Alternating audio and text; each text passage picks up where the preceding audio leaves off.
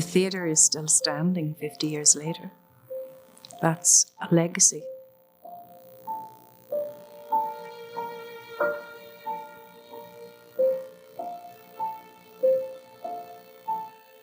The great achievement of the Lyric has been, first of all, it has survived.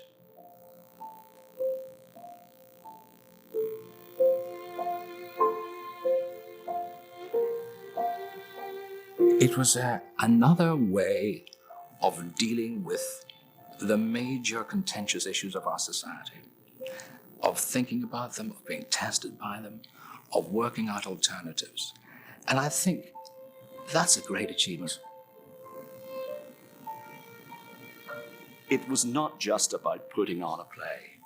The Lyric was a cultural movement. Two dramas always play in the Lyric. One on stage, the other behind the scenes. Struggling to Survive is a saga that's been running for 50 years. A saga that is still unfolding.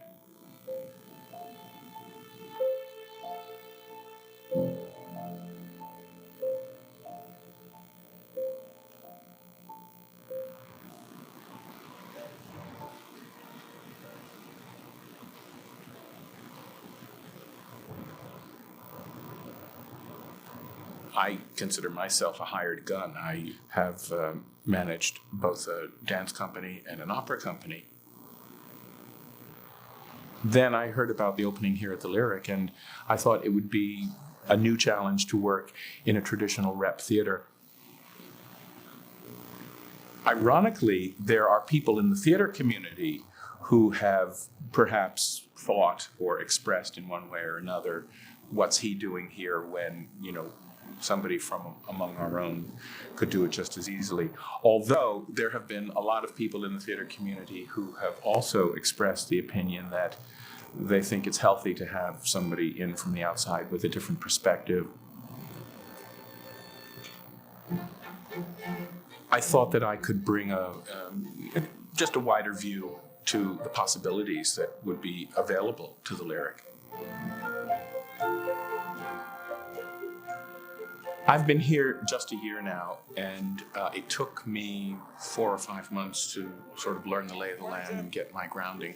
Happily, I came in the middle of a season that had already been programmed, so I had time to do that and to meet the people who are involved at the Lyric.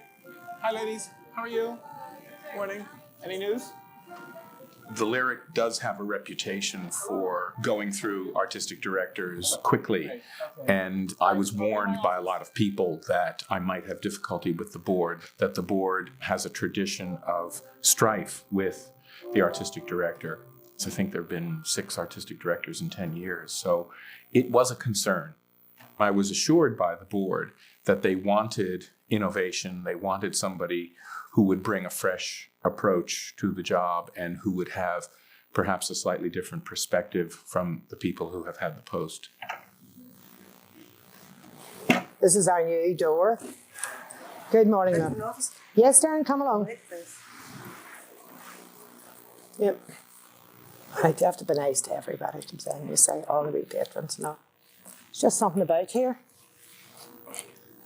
I still haven't found what it is. It's kept me here. I only came for 3 months. I didn't want to work. But it was Mrs. O'Malley. She knew my mother. And she sent for me. So within about 20 minutes, I was employed here. And I'm here every day. It was a dream that Mary O'Malley had, and we were part of that dream.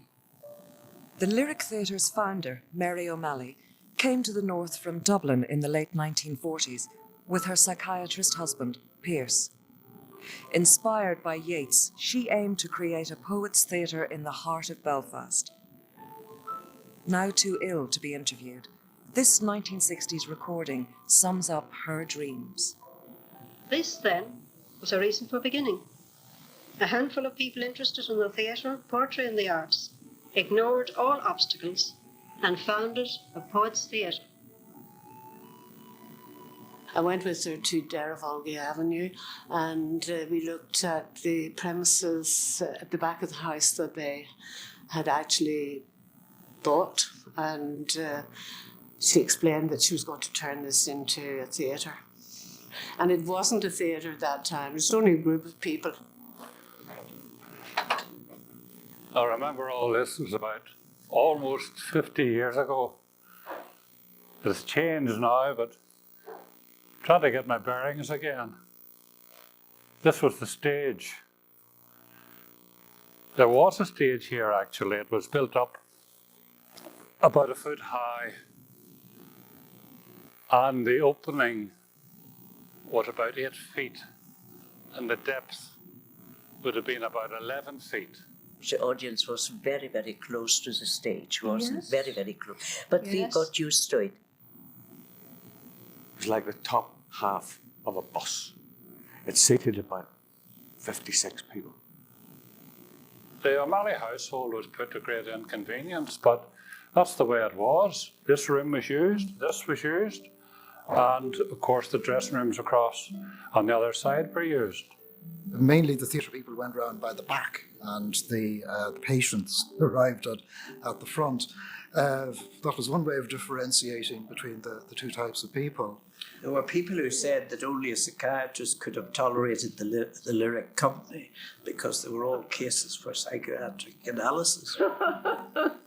Everybody who's ever worked in the lyric in Derryvolgy would get a telephone call and said, "Would you ever?" And you were hooked. My father, I remember every time the phone rang, he would say, "There's that lady again. What does she want you for?" She made you feel so sorry for her. There was no way you could say no Absolutely. to Mary, and you did it. Mary really, she spoke to my soul, you know. She really got to the heart of the matter. And we didn't get paid. The audiences didn't have to pay. And the O'Malleys paid for everything. Money was never even mentioned. We all did it out of love for it. We are not drawing the kinds of crowds that I feel we should.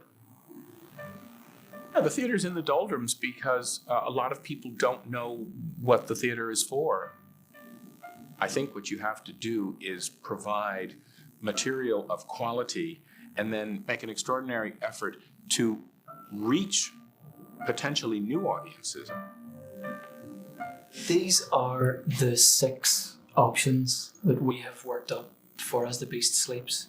They're pretty different in direction and really what we need from you. Well, I'm very excited about working on As the Beast Sleeps. Balaclava 1 might be... Although the official 50th anniversary season doesn't start until September, I think Gary Mitchell's play is a good way to kick off the sense of celebration. Entice you into it. Yes. For it's going to be not only the Belfast premiere, but a UK premiere of what Gary considers his best play. It wasn't only Irish material. We also worked on the great classics, great European classics like Ibsen and Chekhov. So she introduced me to a world that I really wasn't aware of. I was able to learn from great people like Louis Ralston, Michael Duffy, Joe McPartland, Stella McCusker. There I was in the middle of the summer with my masks and my makeup and my gowns and thrown into Yeats and took to it like a duck to water, I may say. She established an artistic movement in Belfast. It wasn't just the theatre. It was the whole acceptance of the seriousness and usefulness of art in all its forms within a community. You had visual artists, you had musicians, you had every type of artist converging upon 11 Derryvolgy Avenue. I grew up right in the middle of all of these cast of characters. This is the scenery, Doc. This is nothing really to do with me, thank God, enough. But this is where it all happens. Actresses coming through, but they do painting and stuff here, and you try to tell them to keep it clean. Well, it's comparatively clean this morning. Any writer or anyone involved in artistic expression at all will want to express themselves to their own community. And certainly I've always considered the Lyric to be my hometown theatre, and to have a play on here to me is very, very important.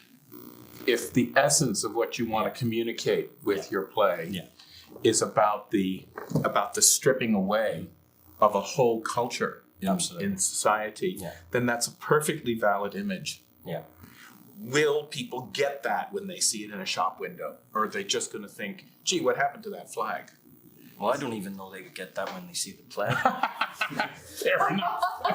This is just We don't want to hear that. This is just a hope. So what that's saying is over there, the Lyric go again.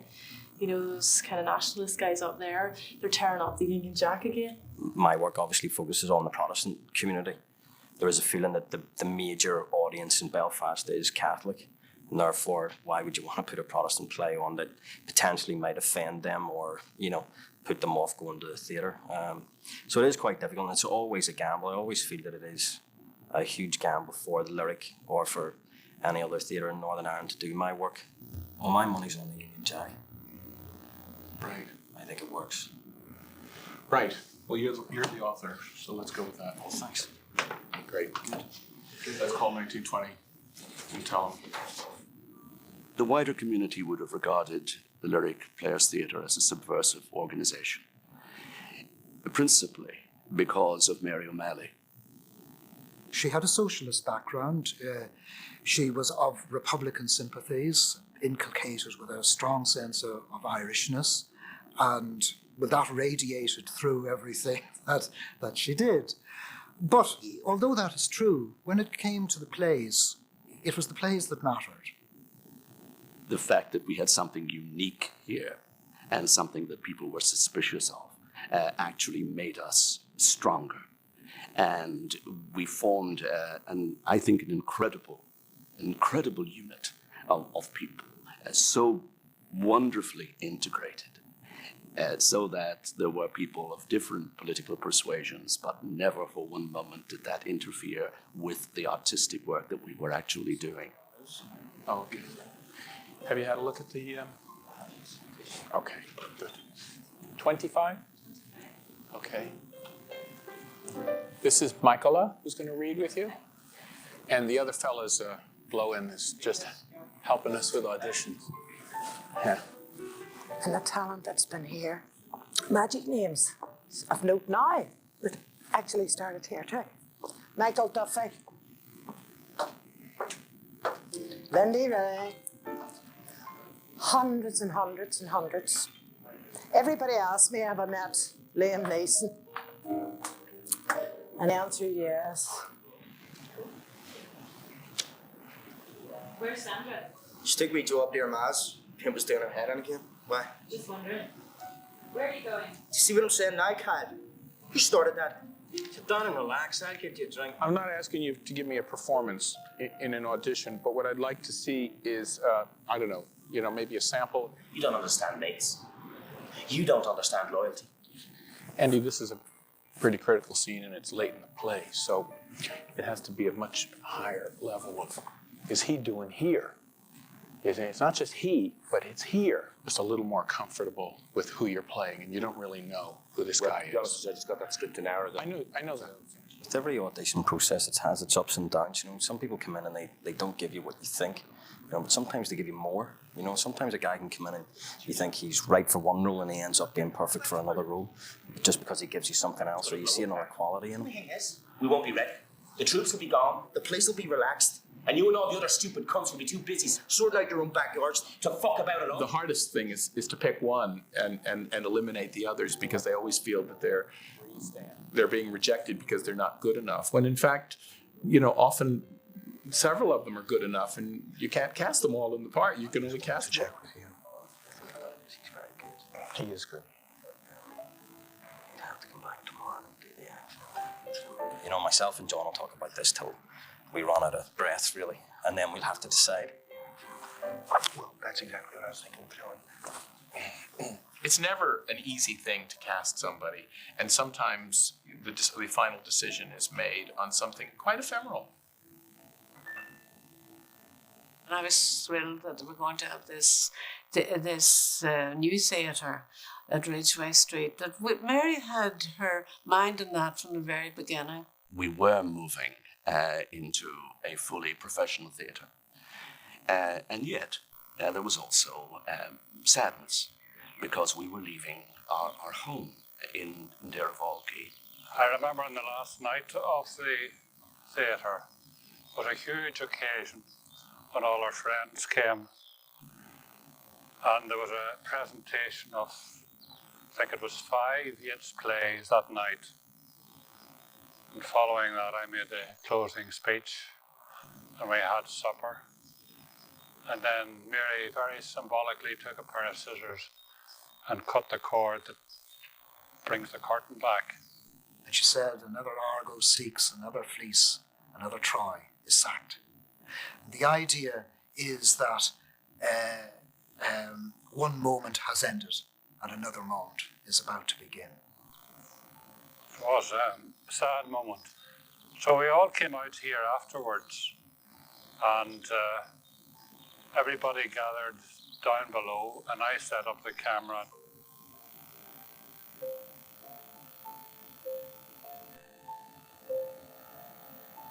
Everybody who was there and had been associated with the theatre up to that time understood and felt the power of the moment. It was an emotional evening, and lots of photographs were taken of all the people. And we were also sad to say goodbye to these lovely premises, to this lovely house, this lovely garden. We had spent so much happy times there. I think we knew we would never be together again. But I think that we certainly knew that the people we stood beside or the hand we clasped in that picture, we wouldn't be clasping it again in that way. We used to say that was the awful thing about it. You couldn't record it. It was ephemeral. It came and it was glorious, and then it went, and then there was something else. Now it's all gone. But of course, continuing on Ridgeway Street. But the atmosphere of this place was just wonderful. Great.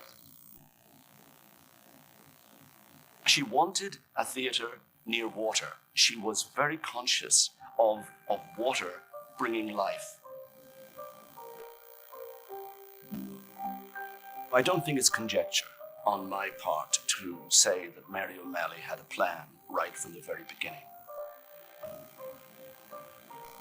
The foundation stone was laid in 1965. She sold bricks. You would get your name on a brick.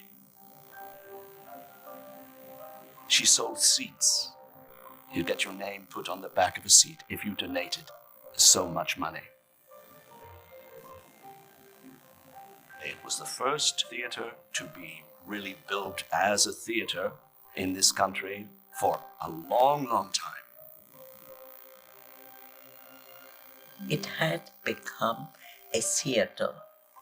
A commercial theatre. Yes, it had become another theatre, while the previous one had been something very, very special. Could we cope with this big theatre with space? Well, it took a long time before the Ridgeway Street Theatre became something approaching the old one. You know, we started again with the Yeats Place. Virtually immediately they ran into controversies, and the controversies over the playing of the British anthem. And, well, it mirrored the problems in society in general. It was traditional to play the national anthem at sporting events, at entertainment events like the cinema. But Mary O'Malley would argue that this didn't have any place in a theatre which was actually celebrating art. I would remember being taken aside by a member of the board who said, look, you stand over the sound engineer and see that that anthem is played tonight. So I did, and this trembling sound engineer put down the needle on the old 78, I suppose it was, record, and the national anthem went out loud and clear. The anthem row rumbled on, echoing the unrest in the streets in '68. The O'Malleys refused to back down, walked out. Funding dried up. They came back. Nothing resolved. But in time, they got their way. John, thank you for getting back to me. I'm worried about lining up enough people for the trip to London. We've seen about 6 actresses so far. There are 3 actors whom we were counting on who have now had to withdraw from the production for various reasons. And so at the 11th hour, we're having to recast 3 parts, all of them leads, which is in many ways a director's worst nightmare. Be able to get there. I know it's difficult, I know it's last minute, but Hi, could I do an availability check on Billy Carter, please? It's for As the Beast Sleeps by Gary Mitchell. That's lovely. Okay, what we're going to do now is try and set up a round of auditions tomorrow morning or afternoon for the 2 main roles, Kyle and Freddie. Gary's a very well-renowned playwright and his work is very well sought after, and I don't think it's going to be that difficult, but it's just time, it's just getting people here because a lot of Northern actors are working in London and Dublin, and it's just getting them here for an audition and then getting them to the theatre on Monday for rehearsals starting. It's for Gary Mitchell's As the Beast Sleeps, to be done here in the Lyric in Belfast. Into rehearsal on Monday morning. I need to have... We're always doing it late, but this is a lot later than it's ever been. Check on Robert Donovan. Gary, I think we're going to go with Mark. We'll have Sean for Norman. We'll have Robert for Kyle. And Liebman for Freddie. We had looked at a lot of people, but we needed the right combination of actors that everybody has to fit together as an ensemble cast on stage. And you have to be very sure that you don't just take someone because you're pressed by time, that you actually take them for the reason that they're the best person for the job. And that's what we've got. We've got a very strong, very well met cast. All right, could we get started, please? As you know, we've got 2 weeks to put the play together, and it's a little less time than we're traditionally accustomed to. But as I say, you're all good, solid professionals, and we've worked out a schedule that, though I was asked to take the theater forward, everything I hear is about going back to the good old days. The theater has to be exciting, and it has to engage people in a relevant and, I think, a contemporary way. I do not believe that we are going to increase audiences by doing the great plays of the past. As the Beast Sleeps, the title in a way has different meanings, and for each character in the play, there is a beast within them that is asleep, as well as there is a kind of another metaphor for the ceasefire, meaning that the paramilitary struggle is also asleep. I don't mind you. When I wrote this play, I didn't write a play about Northern Ireland. I didn't write a play about the Protestant community. What I sat down to write a play about was loyalty, was about friendship. You know, are you loyal to your community and to your country before you're loyal to your wife and your son or your daughter? Hey, how's it going? You're not expecting any fucking dinner. Don't you go knocking yourself out? The central characters are Kyle, who is a young man who has been an active member of a team, an active service unit, shall we call them, in the Loyalist paramilitary group. It's looking good, Fred. His best friend's a man called Freddie, who's maybe not as intelligent, but is certainly more passionate about the cause. Apart from trying to help everybody. I was just kidding myself. I didn't see it coming on mine. Kyle's wife Sandra is also very tunnel vision and believes in all the old values far more than Kyle does. Kyle is ready to change. To help you. I haven't been in this room in years. Larry is a member of the UDA who would have invested a great deal in producing young men for its ranks. For me, this play, As the Beast Sleeps, is his finest play so far. I just feel enormously privileged to be able to work with somebody who, for my money, is the best dramatic writer working on this island at the moment. And he cares very deeply about how his work is executed. I think with every director that you work with, there is an issue of trust at the very beginning. You're clever enough to resist the temptation to go up. And keep all John understood the play on a very basic level. He wasn't trying to bring a Northern Ireland play to the stage. What he very quickly understood was my desire to see a universal play on a Northern Ireland stage, set in Northern Ireland. Really? It's really? It's the only choice they have. Yeah, no, she's right. She's right. It's just a matter of degree. It's just a matter of degree. You haven't written the guy. To my knowledge, the theatre only closed one night. I think it was only one night, and that was during the workers' strike. And I met a lot of tears. You know, there was no electricity. We did a performance. We were doing the customary Yeats. I think it was the Player Queen. And somebody had written special music for it. It was on a tape, which needed electricity to play it. And we needed electricity for the lighting. We worked here with tilly lamps when the electric was all off. But then the point came, we've got no music for the dance. So we la-di-da. La-da-da-da. I came in and she said, "You're on the bar tonight." And I said, "That's right, coffee bar night." She says, "No. La-da-di-da. You're the drinks bar, I didn't want drinks never." La-da-di-dum. Take it up. La-da-di-da. Come at free, just for to have it, because the people were coming out. We had 6 people out there one night. And Paddy Galvin was here at the time. And he did the reverse thing. He got the audience to sign a programme. Northern Ireland, during that period was falling apart. And, every day was a catalogue of atrocities and horrors. And yet, 6 nights a week, on that stage, with Catholic and Protestant on stage and off, were asking themselves questions. What does it mean to be a man? What does it mean to be an individual? What is your relationship with society, with each other? And in a sense, it was a kind of, and that's what she envisaged, that the theatre should be a kind of sanctuary for sanity. Oh, here, look. There's a spud boat in yet. Or do you know when it's due? You and your gig or what? A spud boat puller. What I think is the most significant period is the emergence in the early 80s of genuine young Ulster writers, male and female, beginning with the playwright Martin Lynch. Sam McCready said, he was the director at that time, says to me, "Do you have a play you'd like to write?" And I says, "Well, actually, Sam, I'm halfway through a play at the moment, which was going to be a fellowship play." He says, "What's it about?" I says, "Well, it's about the docks. It's about my family at the docks and my whole experience living in York Street." On the opening night of Dockers, we all piled in, and it was the most amazing night.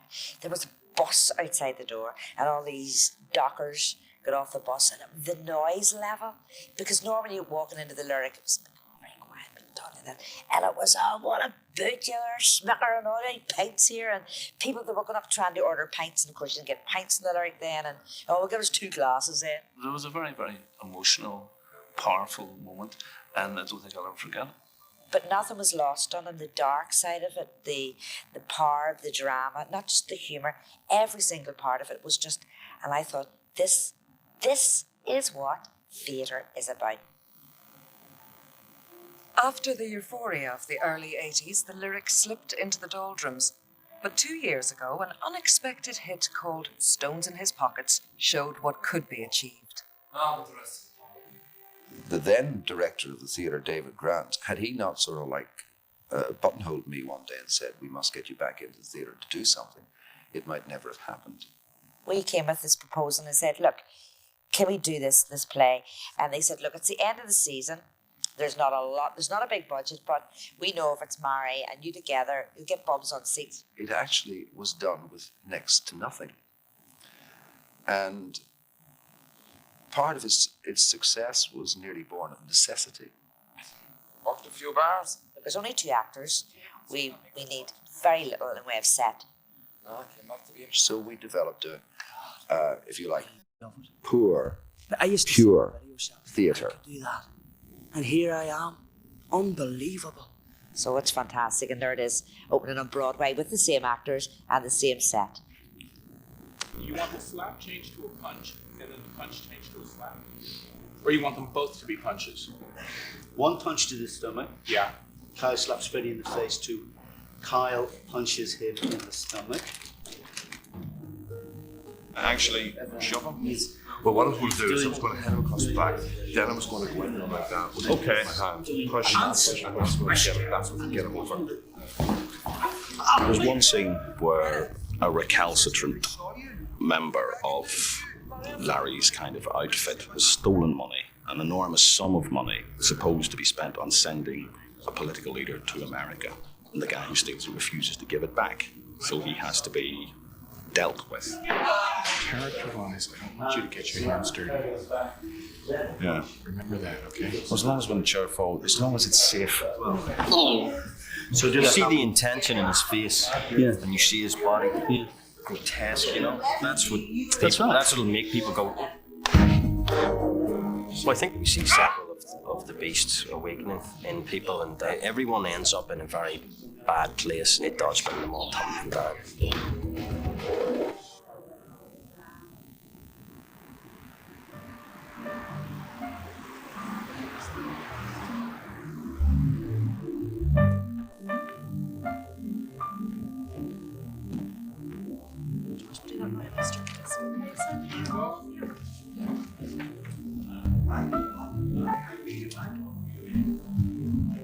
I'd like to have a theater where I can work.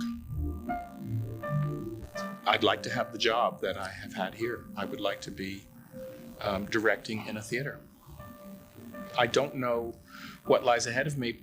I'm sorry I won't be at the Lyric longer because I feel I have a lot to offer them. But I don't want to be any place where I'm not wanted. Well, I feel compelled to resign at this point in time because the situation at the Lyric is not the situation I was told it would be. When I was hired, I was given certain indications about the state of the company and the financial condition and the attitudes that the board had about moving forward. But since I've been here, we have discovered a substantial deficit. It has been accruing over a number of years. There is an air of panic in the organization that something must be done immediately to solve all of our problems. Well, it doesn't work that way. A theater has to grow, and nothing grows quickly. And I just happen to be in the hot seat.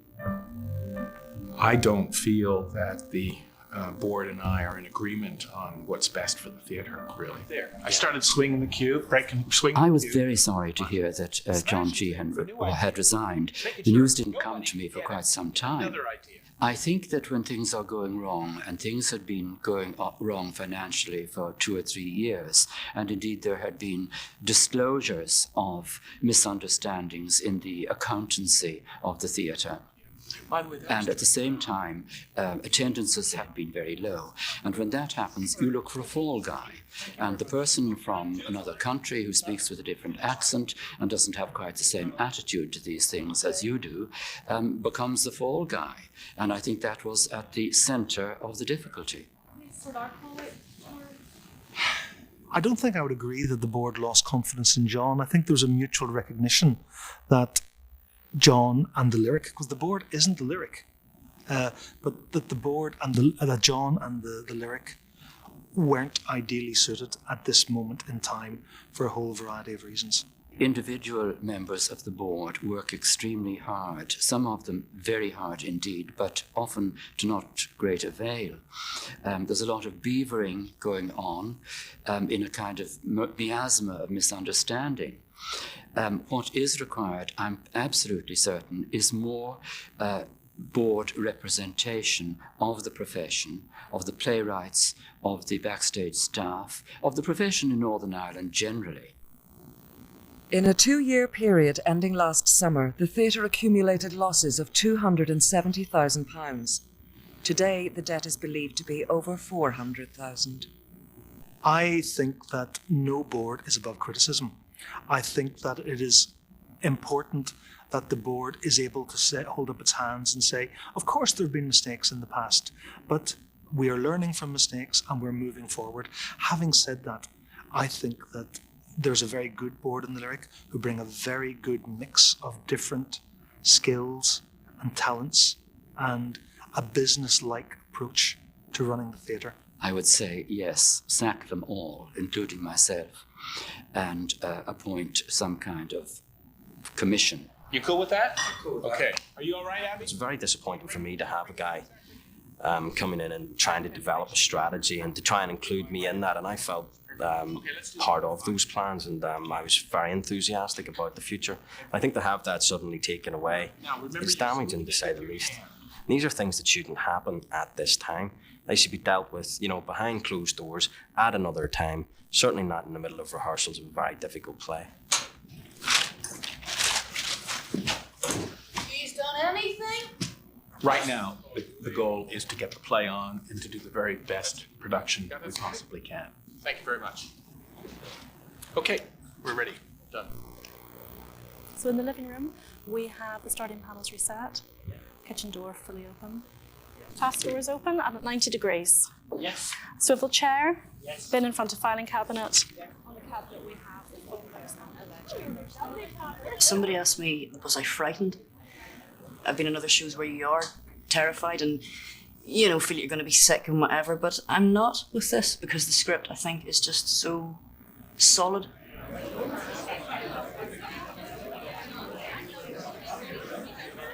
Well, I used to get nervous, always nervous at the start of plays, but this play, for some reason, I'm not. I'm preoccupied with many other things. There's a lot that can go wrong, but hopefully, touch wood, none will. For 2.5 weeks, this has been an extraordinary amount of effort, and I'm very proud that we've been able to get to the opening night.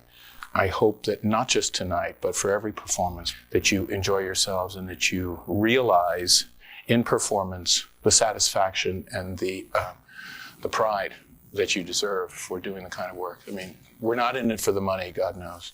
So you might as well enjoy what you're doing. Okay. And God bless all of you. Thank you. Thank you, John. And I'll be out there laughing and clapping. Cool. Good. Okay, then I'm just going to check the set.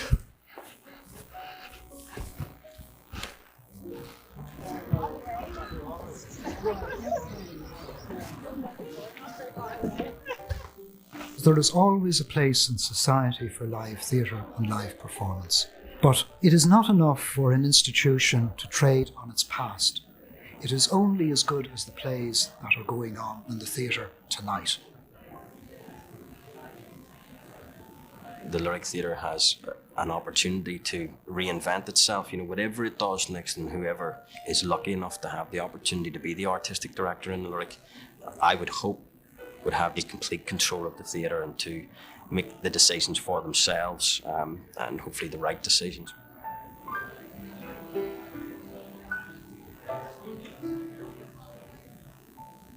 I've been telling you that for ages, so why don't we just stop wasting time? Give me the fucking guts and let me get on with it. Can't let you do that. There's things going on. People are trying to shape a new society. And the debate at the Lyric with Shakespeare, with Shaw, is far more elevated than the debate in the Belfast Council. It just has to be, because the minds are greater. And a society like ours desperately needs that other kind of debate.